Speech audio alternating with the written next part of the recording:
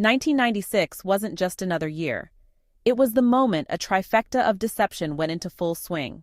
Unconstitutional laws. The Telecommunications Act, specifically Section 704, stripped local communities of their rights to oppose cell tower placements on health grounds, infringing on the First and 10th Amendments. Illegitimate FCC guidelines. The so-called safety limits focused on thermal effects alone, ignoring a mountain of existing evidence on non-thermal biological harm. Suppression of Public Law 90-602. This 1968 congressional mandate required ongoing research and protection against all forms of electronic product radiation. Instead, the Environmental Protection Agency, EPA, was sidelined and oversight was handed to the FCC, an agency with no medical or environmental health expertise. Together, these factors set the stage for today's chronic disease epidemic, with skyrocketing rates of cancer, neurological disorders, and children who won't even look their parents in the eyes.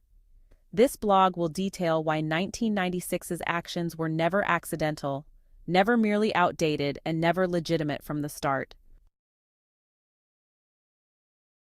Section 704 and the violation of constitutional rights. When Congress passed the Telecommunications Act of 1996, its Section 704 effectively silenced local authorities on health issues related to cell tower placements. This was more than a simple regulatory change. Violation of the First Amendment. Communities were barred from voicing health concerns, gagging the public's right to speak out. Violation of the 10th Amendment. States and localities lost their power to protect citizens from potential RF, radio frequency harm, handing all control to federal authorities swayed by industry interests. Why it matters. This move was not about streamlining technology deployment. It was a deliberate attempt to bypass democratic processes, favoring the rapid expansion of wireless infrastructure at the direct expense of public health and community self-governance.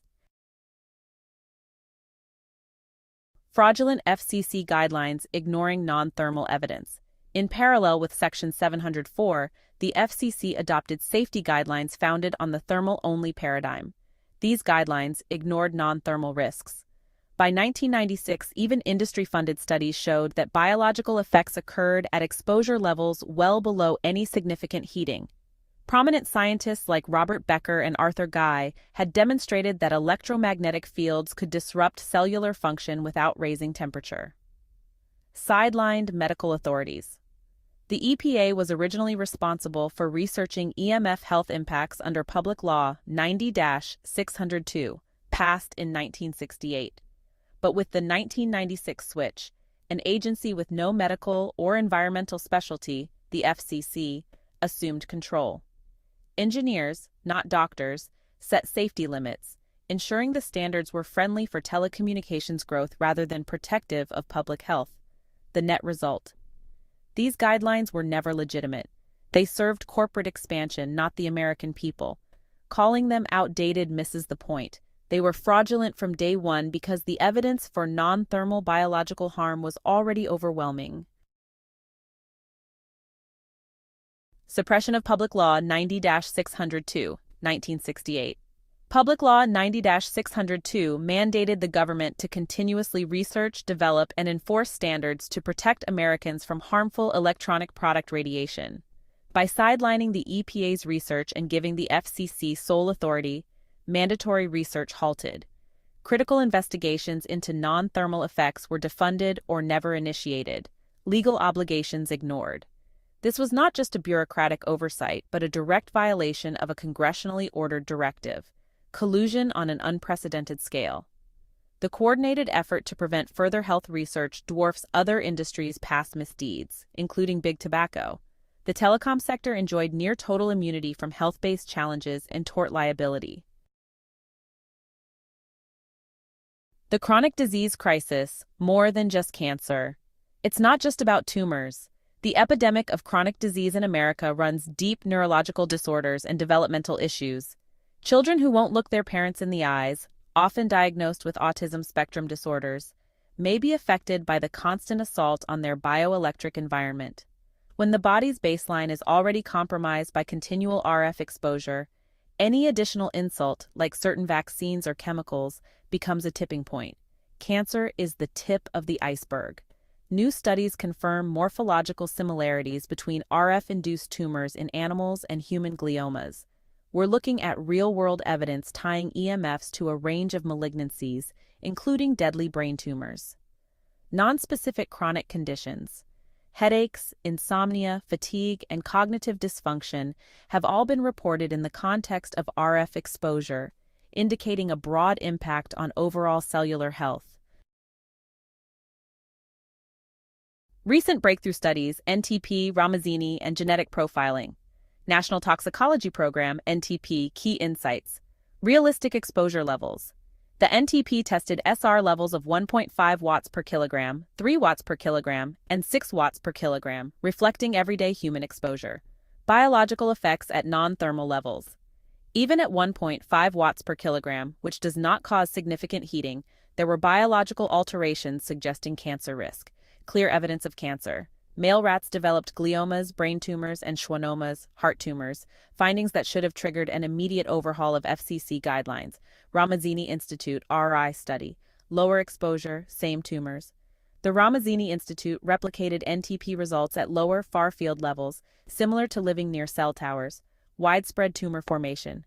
Again, heart schwannomas showed up in male rats, consistent with the NTP's results. New genetic profiling breakthrough, 2024. Morphological similarities. Scientists analyzed tumor tissue from the Ramazzini Institute's animal studies, finding morphological parallels between rat tumors and low-grade human gliomas. Genetic overlaps. While some common human mutations like IDH1 and IDH2 were absent, researchers discovered other shared genetic alterations linked to tumorigenesis. Validity for human health. Critics often dismiss animal studies as irrelevant to humans, but these genetic findings directly refute that argument, showing that the same pathways may be triggered in both species. Together, these studies obliterate the notion that RF radiation poses no real threat unless it heats tissue. The science is clear. Non-thermal, chronic exposure is dangerous. Why most Americans remain uninformed, despite overwhelming scientific evidence. Regulatory capture. The telecommunications industry wields massive lobbying power, influencing the FCC to maintain thermal-only guidelines. Misclassification of RF risks.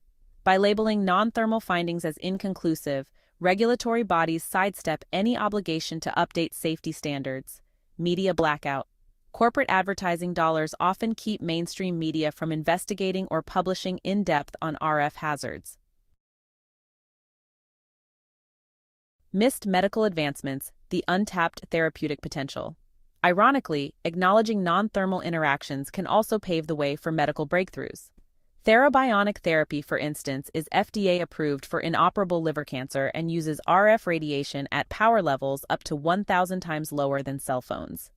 Then there's DARPA Radio Bio, a U.S. defense research initiative exploring how biological systems naturally use EMFs for cell-to-cell communication, potentially revolutionizing medicine and technology. By clinging to the thermal-only myth, we hamper life-saving research into how controlled RF frequencies could treat diseases like cancer, rather than exacerbate them. Action steps: demanding accountability and change. First, we need to update FCC guidelines immediately. It's crucial to incorporate both thermal and non-thermal risks in official exposure standards. We must enforce stricter SAR limits that match the latest NTP and Ramazzini findings. Next, we should restore the National Toxicology Program, NTP cancer research, resuming halted studies to deepen our understanding of RF-induced carcinogenesis. Expanding research on vulnerable populations, especially children, is also a must. We must end FCC regulatory capture by demanding transparent, conflict-free oversight and preventing industry lobbyists from dictating public policy. It's also time to amend the Telecommunications Act of 1996. Repeal or modify Section 704 so local communities can again challenge cell tower placements on health grounds. Reinstate local authority under the First and 10th Amendments. Moreover, we should enforce Public Law 90/602. The FDA must uphold its legal obligation to research and minimize exposure to electronic product radiation, including wireless devices.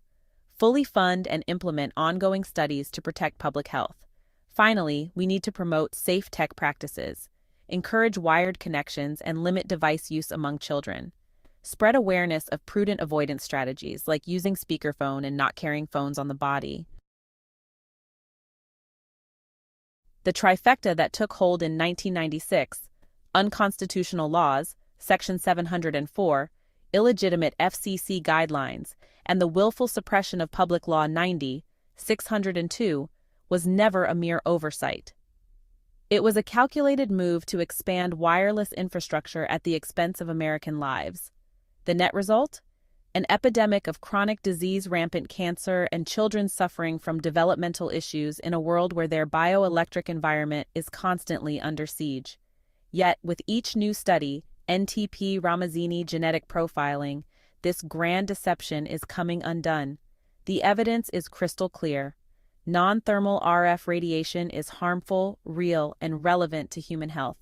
It's time for the American people to demand accountability, demand that our governing bodies follow the law, and demand that safety guidelines reflect the reality of 21st century science. Our children, our communities, and our collective future depend on it. Contact and further reading. RF Safe was founded to raise awareness on EMF exposure and practical safety measures. You can reach them at 727-610-1188. Ask for John Coates. Remember, the best solutions happen when the public is informed and demands reform. Share this information with friends, family, and policymakers. Only by confronting the truth behind 1996's trifecta of deception can we finally protect future generations from the hidden dangers of wireless technology. Visit RF Safe to learn more.